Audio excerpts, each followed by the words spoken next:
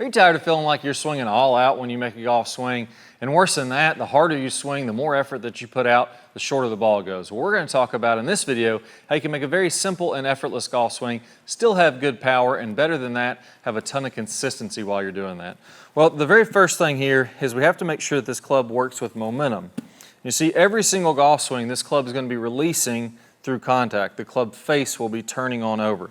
So if you imagine this club face is square to the target, the direction I'm hitting, as I come back, it's going to open. As I come through, it's going to be releasing. And if I want to hit a nice tight draw like most players do, I need to have that club face releasing on over through contact. And what pros are doing is they're actually getting their club not at 45 degrees here. So if I'm looking at my club face, actually I'll put a little magnetic pointer on here.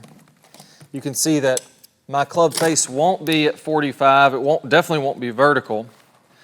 But as I swing on through, say about my club shaft is kicked about 45 degrees in front, so this would be parallel with the ground. This would be perpendicular to the ground. When my club shaft is about 45, you're going to see the face angle with tour players actually turned over quite a bit.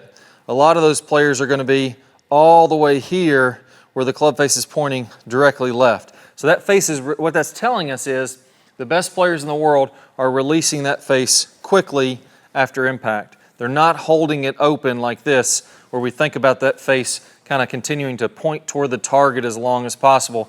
That's going to end up giving us a block. If you want to have a lot of effort in your swing, you want to feel like you're using a lot of hands and arms, try to hold that face square as long as you can. That's not going to work. It's not going to get that draw. It's not going to be allow it to be effortless. So what I want you to do to feel this is I want to go ahead and just grab it with just the left hand only, and I want you to move the club in a way where I can just take a couple fingers on it. And if I was to pause that club in this release position, I actually want the face to be pointing a little bit down toward the ground. Now I'm exaggerating slightly there. That's going to be a bit of a strong draw if I go that much, but that's exactly what I want you to feel. Now if I want to get that draw and I want to hit it consistently as I'm doing this, I want to feel like I position my body a little bit to the right. If I'm looking from face on, if I take my right hand and I drag it down by my knee, notice how that tilts my spine to the right.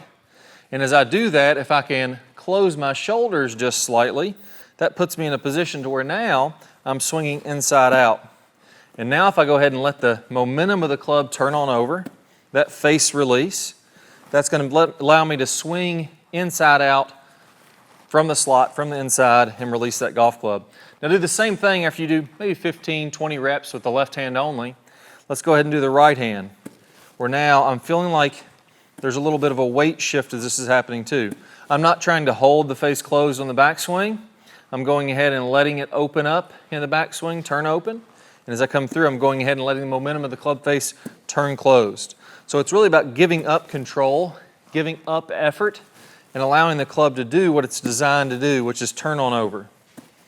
Now as I feel a little weight shift as I'm doing this, I'm starting to get some rhythm here. And I just want to be brushing the turf as that's happening. Now, as I get this feeling, if I do that in my swing, I don't have to swing that hard, and I'm going to get some pretty decent speed. Mostly because now I'm letting the club release through contact. I'm not kind of holding it straight. I'm letting that club kind of snap through contact. And even if I take a swing that, to me, feels very light, I can get a decent amount of club head speed and definitely get that ball turning over from right to left. So I exaggerated there a little bit to get that to draw a little extra. And I feel like I swung very, very easy. I would say maybe like a 40% effort level. That one went 170 on the carry distance and definitely drew over from right to left. So I like to exaggerate those when I'm first doing these. Have every ball overdraw, if anything, and get used to letting the momentum of the club turn on over. So you may be asking, well, what's the difference between the momentum turning over and not turning over? Well, it has to do with the position of the club. If my club shaft is inside my hands, as I swing through, it naturally wants to turn over. It's the same way as if I put this club on the ground and I was to pull it straight. As long as this club is to the inside of the direction I'm pulling, it's going to want to kick out in this direction. If the club was over here to the outside of my hands and I pulled in that same direction, it would want to kick in the opposite.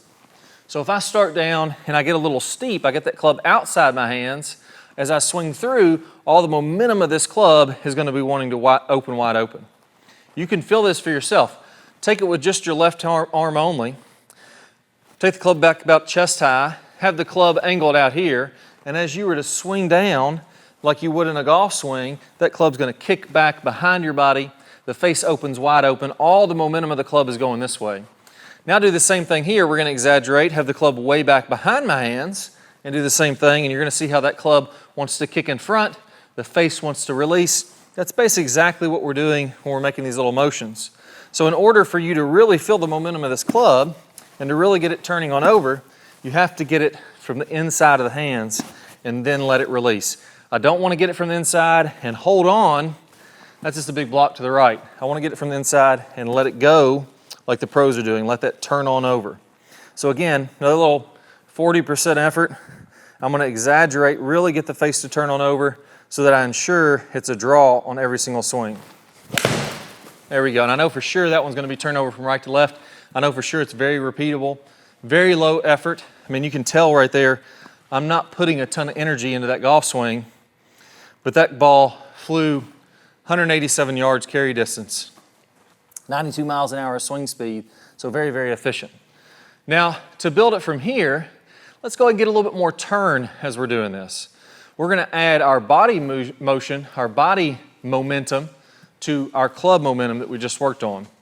What we're going to do here is go ahead and put a club across your shoulders, and I want you to feel yourself just kind of rock back and forth 10, 15 times, just where you can feel your weight shift to the right and to the left.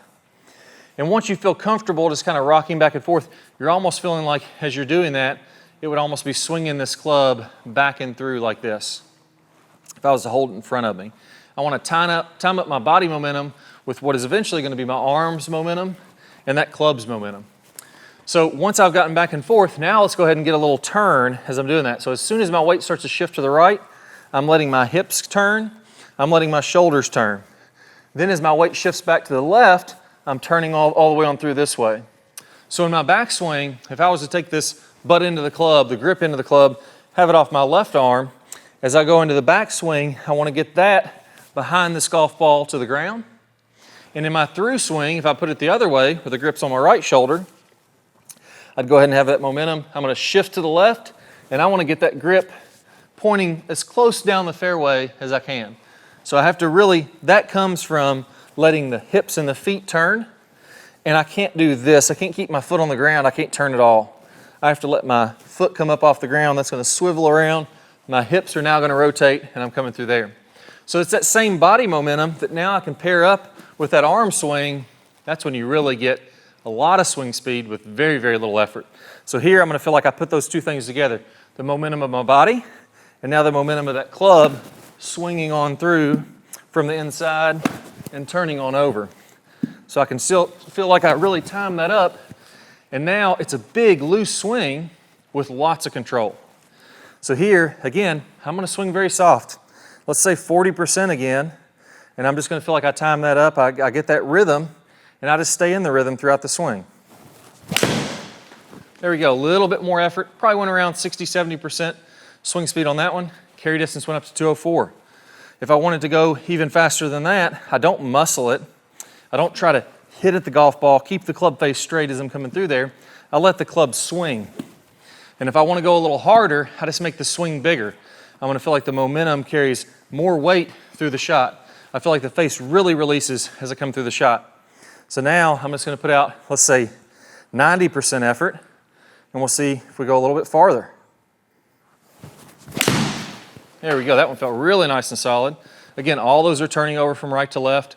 Nice little tight draw on every single one of those. And 205.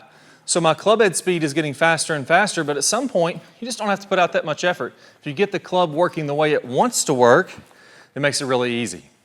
Now, I find that a lot of players will get hung up with where this face is in the downswing. I see so many players start down a little bit steep, and this face is too open too late in the downswing. You see, if I release this properly, the face is going to be already squaring up back here, and then it's going to continue to release as it come on through contact. Now, many players have a difficult time feeling that. They've never been shown the right way that the wrist work to get that to happen. There's a specific way that you move your left wrist and your right wrist to allow that face to be coming in squared up early and then continuing to release just like the pros are doing. Now I'm going to walk you through that step by step. I call it the tennis racket drill, and I'm going to play a preview of that video here in just 1 second. All you need to do is go ahead and click on the card that pops up in the screen, or if you don't see the card, don't worry about that. Go down to the description below, click the link there, and you'll get instant access to that video. I'm going to go over these wrist positions so that you can finally feel it, and once you do that with the momentum we talked about here today, that's kind of the secret of always getting that nice tight draw, getting that repeatable ball flight, that repeatable swing. I can't wait to share with you some of the secrets of this tennis racket drill. Let's go ahead and get started right now. Good player problems. We're going to talk about shallowing that club shaft out as we're starting down, as we're doing this rotating of the face that we worked on in the last video. As we start this downswing, what you'll see with basically all of the top players is instead of coming kind of over the top and letting the hands come out away from their body, letting the club come out away from their body, again coming down steep into the ball and then having to open up, kind of fillet open the face and add loft to it. The flattening of the shaft should happen as soon as we start down. So as we start this downswing, what we want to have happening here, you can imagine that if I draw a line from the hosel of my club up through my right elbow, that's my swing plane line, my elbow plane. As I go to the top of the swing, I'm going to be slightly above that. And then as I start down, I want my hands to start to shallow out. I want the club to shallow out inside of this elbow plane. And at the same time, I'm going to be